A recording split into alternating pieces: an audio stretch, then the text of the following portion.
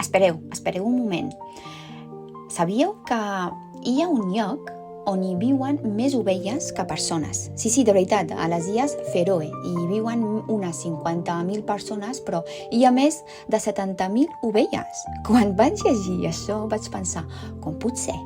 I justament per això he volgut parlar d'aquest lloc. Les Illes Fèroe són un conjunt de petites illes que estan entre Islàndia i Noruega. Sincerament, jo ni sabia que existien, però quan vaig començar a buscar informació em van semblar increïbles.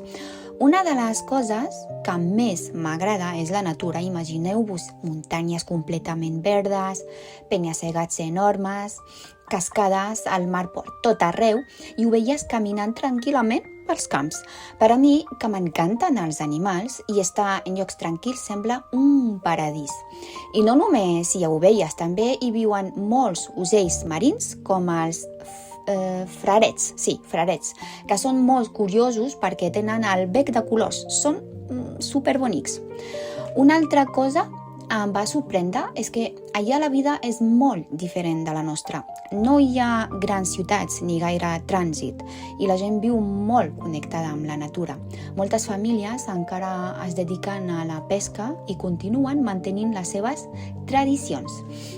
La veritat és que si algun dia pogués escollir un lloc per viatjar, crec que triaria les Illes Fèroe. No només pels paisatges, sinó perquè em sembla un lloc molt tranquil, ple d'animals i molt diferents del que estem acostumats a veure.